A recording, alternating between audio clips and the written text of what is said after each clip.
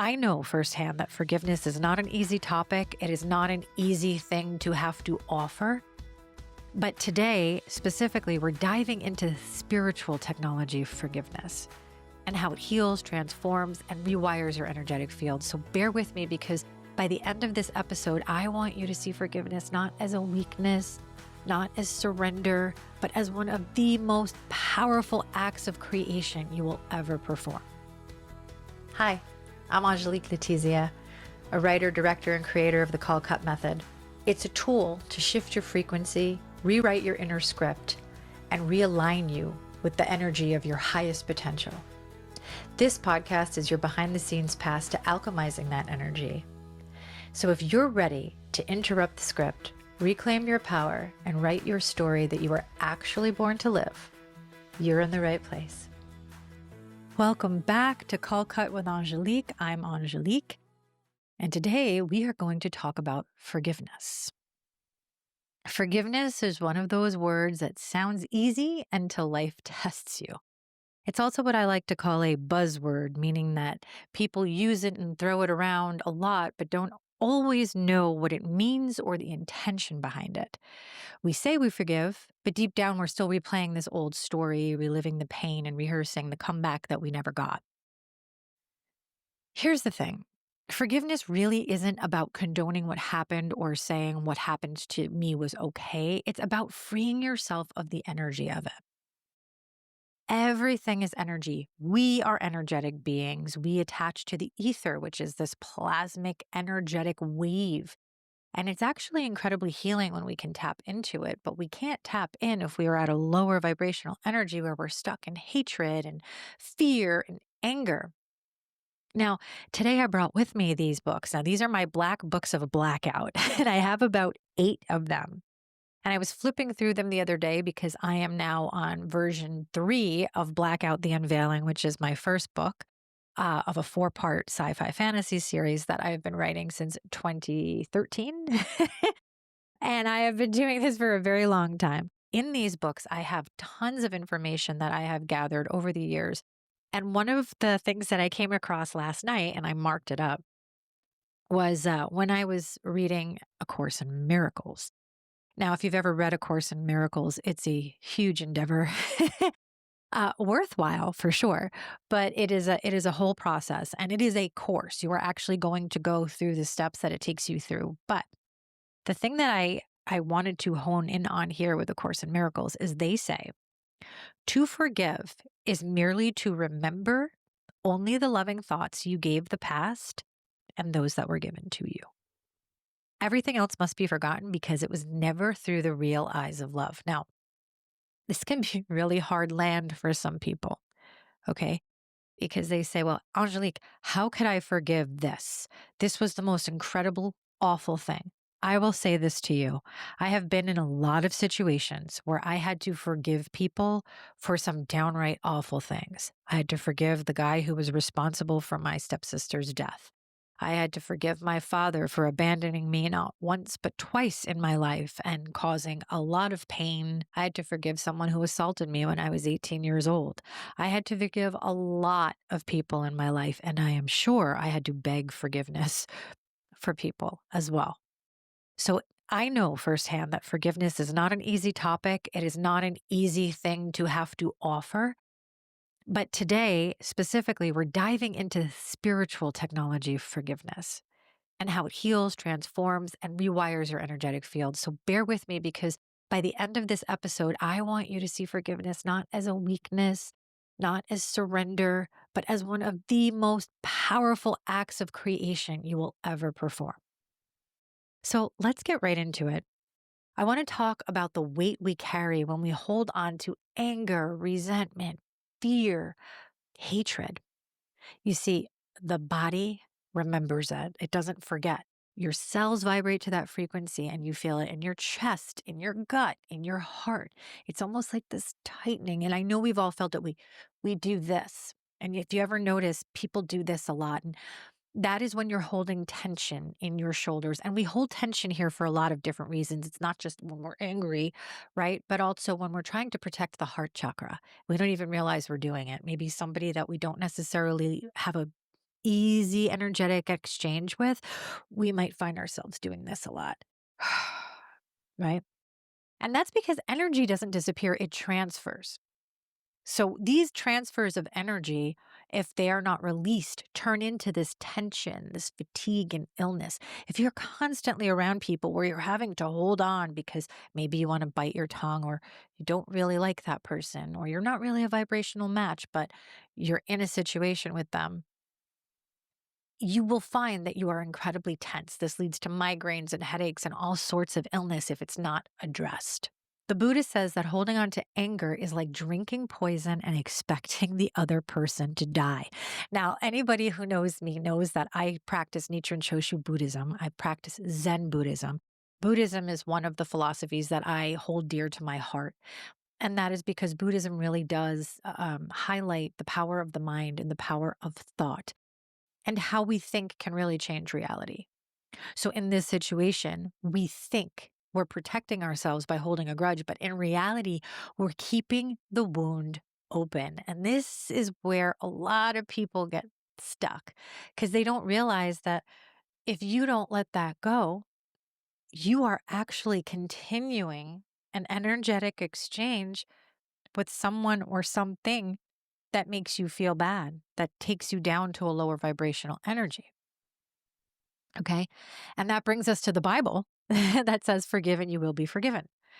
And that is the law of energy. What you release releases you. What you hold on to holds on to you. So forgiveness in reality isn't really about the other person. It's for you. It's the moment you said, I'm done with this person, place, or thing living rent free in my energy field. I'm ready to let it go. Letting go is an art unto itself. And I can tell you this as a Leo, and I have a Leo stellium in the 10th house. So that means I have 4 times the amount of Leo energy. So letting go is not on my top list of things that I was ever really good at. Okay. As a matter of fact, I could go in circles on a subject for months. I had a really hard time letting go until I understood that there's an alchemy to it. There is a way that we can transform that density into light. And that comes from the teachings of the Kybalion, which is as above, so below, as within, so without. When you understand that what you transmute within yourself actually shifts the vibration of everything around you. When you know that, you realize that when you forgive, you actually raise your frequency and you align with a higher consciousness. And the minute you align with that higher consciousness, life begins to mirror that harmony back. So, almost on its own, or seemingly on its own, old conflicts dissolve, opportunities appear, synchronicities increase. And this isn't just a spiritual byproduct, this is quantum. Because forgiveness changes your frequency, which then changes your timeline. You literally level up into a higher reality because you have stopped broadcasting pain. This is where energy dynamics really comes in when you understand that you are electric, you are energy. Your heart is an electric field that has a coherence that goes out 3 feet in front of you and it vibrates at this level. When you realize that you're constantly sending out signals. You're constantly broadcasting things. The question is, what are you broadcasting? Are you broadcasting hate, fear, rage, envy, jealousy, competition? Or are you broadcasting collaboration, love, joy, peace? This is the key to really figuring out you. The Bhagavad Gita says that he who cannot forgive others breaks the bridge over which he must pass himself. Now, the first time I read the Bhagavad Gita, I got this from my biological father, who is Hindu. I would have never read the Bhagavad Gita. And I am actually grateful that my father, who caused a lot of pain in my life, was Hindu because I got to read this amazing book. And I always remember this line because anytime I find myself in a situation where I find it difficult to forgive someone, I will repeat, he who cannot forgive others breaks the bridge to over which he must pass himself. It's almost like you sabotage your own spiritual journey because you're refusing to let go. And the only way to evolve is to walk over that bridge. And to walk over that bridge means you've got to let go. And I know for some of you, letting go could be really, really hard. I'm getting a little bit choked up about it as I think about things in my own life that I've gone through that have really required a lot of self reflection, but a lot of courage. It takes a lot of courage and a lot of strength, compassion, and empathy for yourself to show up in a way that allows you to step into the power of forgiveness. Because I will tell you, friends, it isn't easy, but it is necessary. That gets me to the mirror of the soul. And I don't know why I felt like saying the mirror of the soul, because it sounds so corny and so cheesy on so many levels. But there's something that you learn when you start to understand the reflection piece of the universe. That every person who hurts you is actually a mirror reflecting a hidden part of you that still needs love or recognition. So here's the interesting part. When you forgive them, you're actually forgiving yourself for believing you were ever separate from love.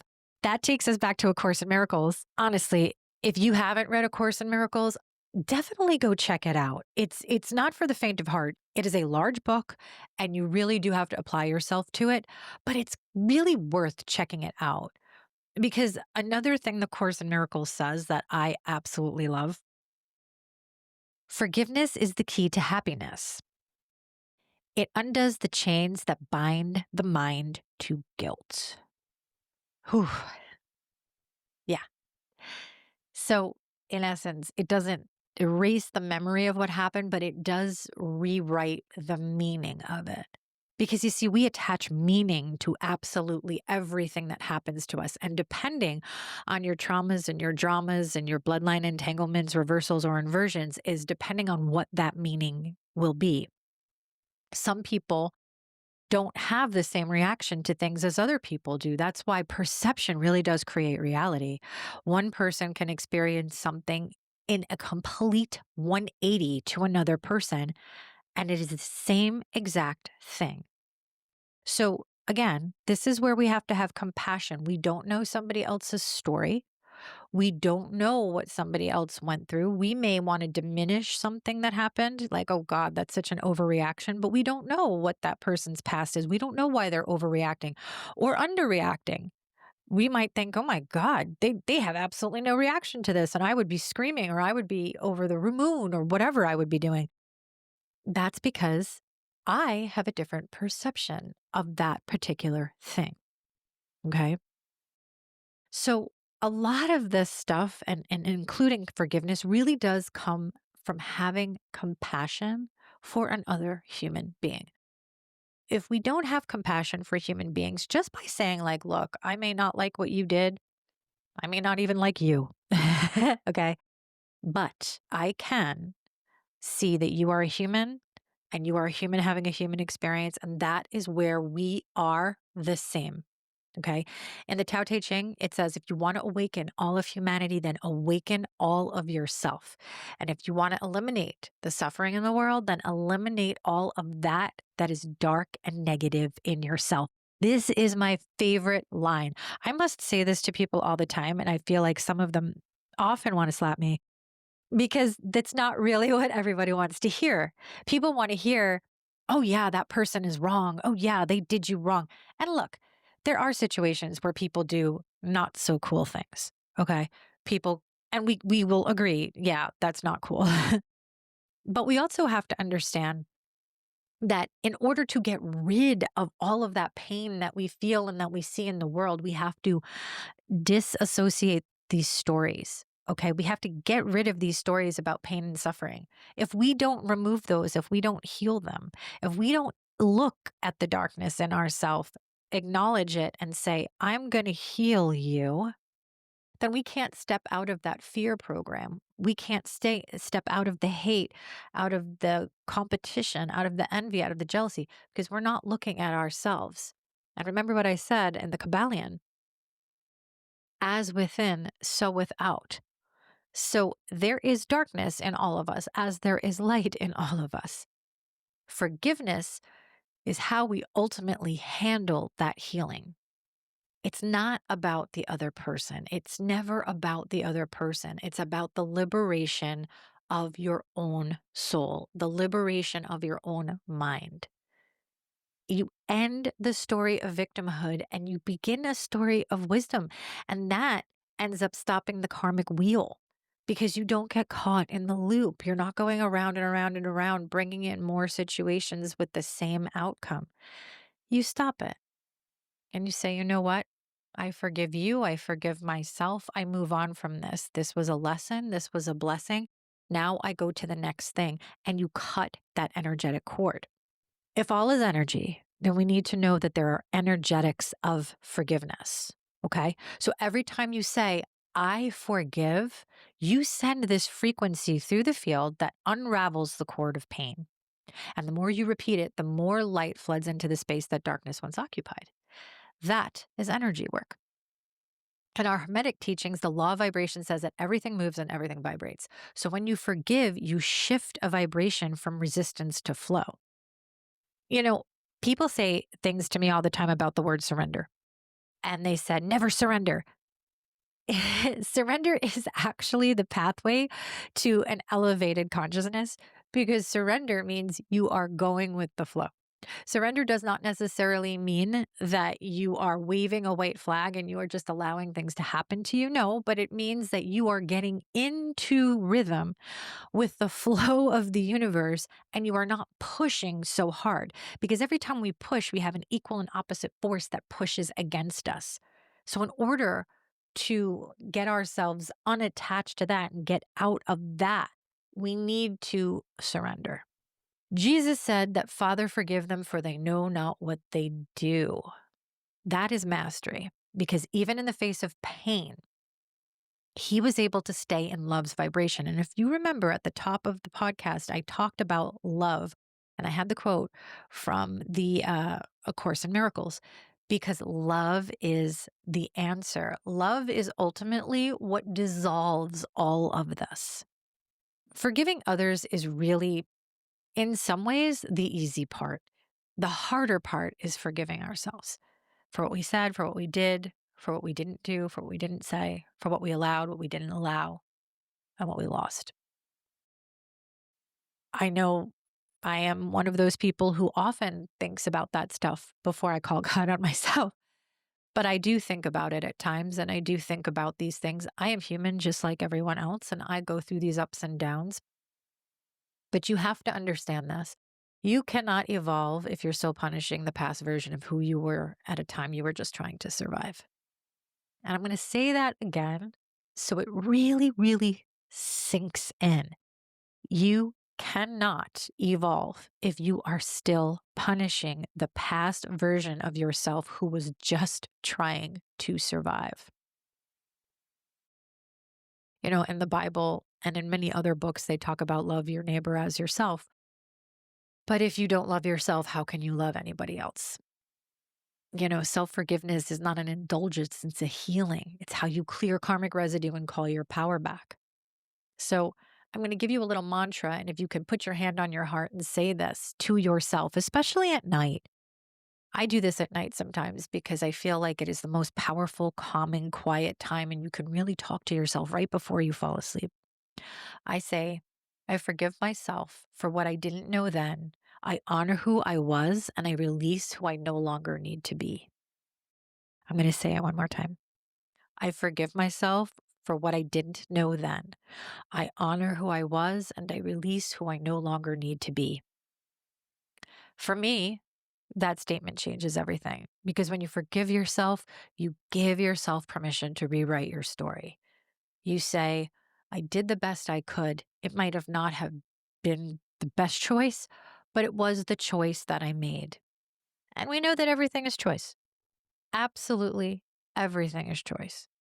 So when we make the choice to forgive someone, then we are choosing to liberate ourselves as we are choosing to liberate them. There's a couple things that happen when you start to go into the realms of forgiveness. And the first thing is the nervous system relaxes. Your brain actually releases serotonin and oxytocin which is the chemistry of peace, and your aura expands and your heart frequency rises. Why? Because your energy field changes with forgiveness. Science can confirm this, and mystics have known this for millennia, and they've been shouting it from the rooftops and writing it in their books.